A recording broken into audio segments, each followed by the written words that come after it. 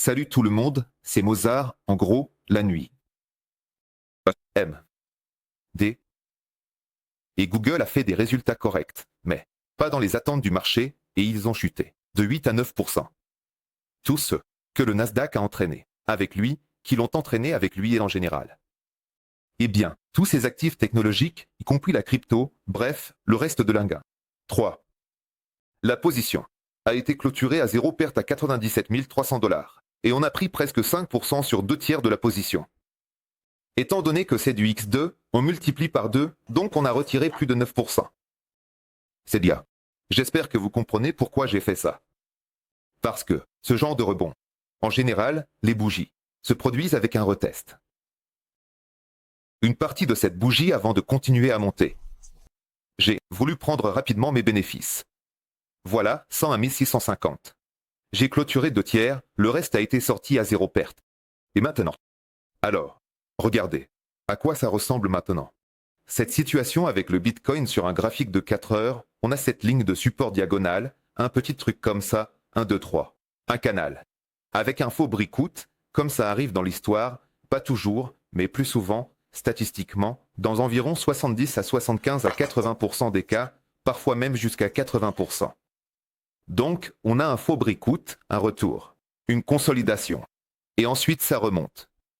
Ça arrive avec une probabilité de 65 à 80%, je le dis de manière conditionnelle, juste en me basant sur mon expérience, pas à 100%, bien sûr, mais beaucoup plus souvent que le contraire. Étant donné que tout le sens du trading repose sur les probabilités, il est judicieux de considérer une position longue. Dès maintenant. Donc, on a testé ce truc pour la 3e fois. Peut-être qu'on va encore se rapprocher un peu, aller vers 95 ou 94. On va rebondir ici, et de là, on va remonter assez fortement, ou alors directement depuis les niveaux actuels. Pour l'instant, cette option est ma priorité, mais, avec la probabilité que j'ai évoquée, je suis en avance sur le plus. Au fait, on a ici le pivot mensuel S3, qui tient pour l'instant autour de 96 000 $. Et en plus, on a testé ce canal descendant orange. Donc, en tenant compte de l'ensemble de ces facteurs, ainsi que d'une nouvelle correction de plus de 17% entre les pics, je suis retourné en position longue, au même prix. 97 300. Quelle était ma moyenne? Mais à l'époque, c'était sur un double volume dans le dernier long, et pour l'instant, c'est sur un volume normal. En ce moment, le prix est de 97 500, à peu près la même chose. 97 300, je suis retourné en position. Quelles sont mes pensées ensuite? Où est-ce que je mets le stop ici? Mes pensées sont les suivantes, je vais placer le stop ici depuis le mois dernier 3 pour le sécuriser, en dessous de ces deux mèches. Parce que si on ferme en dessous de ces deux mèches, la probabilité de tester 85 sera extrêmement élevée, ou même plus bas, jusqu'ici, on pourrait descendre. Jeff Tufu. La probabilité semble faible, mais elle existe. Donc, quel est mon plan maintenant? À 97 300, je suis entré avec un volume normal, c'est-à-dire que ça représente 2% de mon dépôt. Donc, le stop est à 97 300. Nous le faisons. Donc, sous le S3 du mois dernier, autour de 9%, mettons le tout de suite comme ça. Alors, je vais tracer une ligne à 88 500 $ avec une marge de sécurité, une marge de 2% du dépôt, 2%. Dépôt. Alors, calculez bien cette distance, s'il vous plaît, pour que votre position corresponde à 2% si le prix atteint cette ligne. Il est important de noter que le stop ne se ferme pas simplement au contact de cette ligne, mais à la clôture de la bougie quotidienne en dessous de cette ligne. Oui, elle peut se fermer en dessous et ce ne sera pas moins 2% du dépôt, mais moins 2,5%. Mais néanmoins, dans la plupart des cas, ça fonctionne en notre faveur, même là où tout le monde a été liquidé. Cela ne m'a pas fait sortir de ces ombres, c'est-à-dire parce que j'attends que la bougie se ferme. Et moi, au contraire, je gagne de l'argent parce que, en conséquence, de la même augmentation de 2% par rapport au dépôt, c'est-à-dire plus ou moins. Ici, pour revenir à ces sommets, quelque part dans la région de 100 à 6 000 $. Est-ce que je vais encore attendre 106 000 $ ou pas? Je ne sais pas. Il faut observer comment vont se comporter les bougies. Chaque bougie suivante, comment elle va se fermer, avec quel volume, ce qui se passe pendant la journée. Il y a beaucoup de facteurs que je ne peux pas vous dire maintenant et je ne peux pas dire si cela va augmenter ou diminuer. Je peux parler un script différent chaque jour et même le changer plusieurs fois au cours de la journée.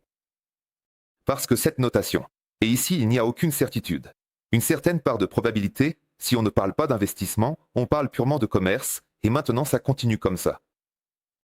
Le plan est le suivant. Si jamais on arrive ici et que je me fais sortir par le stop, je perds moins 1%. On appelle une position standard 2% du dépôt, je vais réinvestir à peu près dans cette même zone. T. On appelle une position standard 2% du dépôt, je vais réinvestir à peu près dans cette même zone. Eh bien, à ces mêmes niveaux. Quelque part. Plus près des 85 avec 2 points. Donc déjà, 4% de mon dépôt. Voici mon plan avec un arrêt quelque part dans le coin. Il y a une petite probabilité de rebondir à partir de cette zone de consolidation. Ou à partir de là, c'est extrêmement élevé, car dans ce cas, Bitcoin fera une correction de 30%. C'est beaucoup, même selon les normes de 21, où il n'y avait pas autant de liquidité qu'aujourd'hui, c'est le plan pour Bitcoin. Décidez par vous-même si vous voulez entrer avec moi ou pas, ici je ne vais pas faire de moyenne. Si le cours ferme en dessous de 88, vous êtes stop loss, eh bien, tant pis. Je vais ensuite passer à 2 points.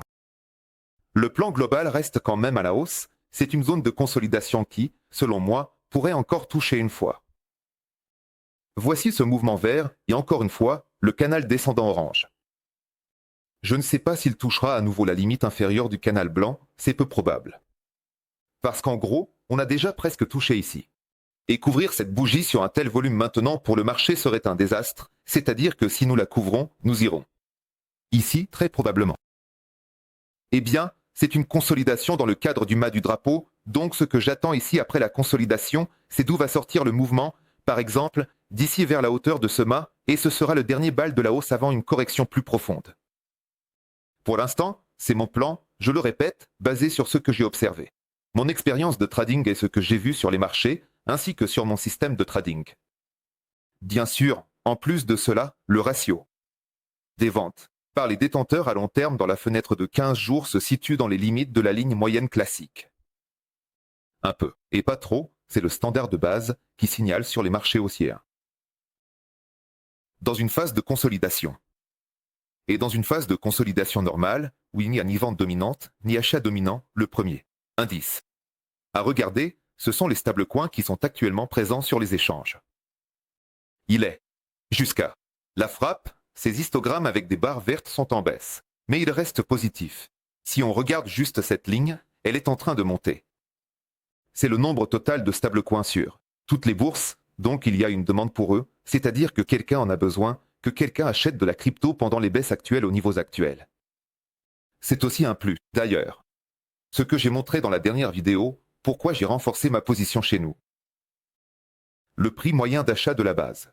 Des cohortes à court terme, 1 à 3 mois, se situe autour de 96 500, donc le prix peut encore descendre jusqu'à là.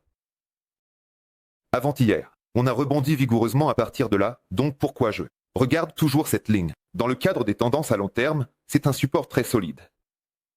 On a rebondi vigoureusement à partir de là, et maintenant on s'en rapproche à nouveau. On tourne, tu vois. ET. Financement. Financement des taux, c'est-à-dire les taux de financement analysés par jour. Hier, ou plutôt avant-hier, le 3 février, on a terminé la journée dans le rouge. 0,001%. J'ai dit plutôt que le jour de congé. Il est extrêmement indésirable de tomber dans un financement négatif, car cela signalerait déjà un déséquilibre. Mais, pour l'instant, on attend. De plus, si on regarde, encore une fois par heure, il y a un décalage. On a eu du financement, après que le Bitcoin a légèrement rebondi. De ces creux. Quand Trump a changé d'avis sur les droits de douane sur le Mexique, puis aussi sur le Canada, ici, certains ont essayé de shorter ce rebond, mais ça n'a pas marché au final. Tout le monde a été liquidé et le marché s'est à nouveau retourné en long. Donc pour l'instant, c'est acceptable. Voilà, c'est ma prévision personnelle. Et vous, vous en faites quoi alors? Ce que vous jugez nécessaire. Merci à tous d'avoir été là, c'était Mozart. Et à bientôt.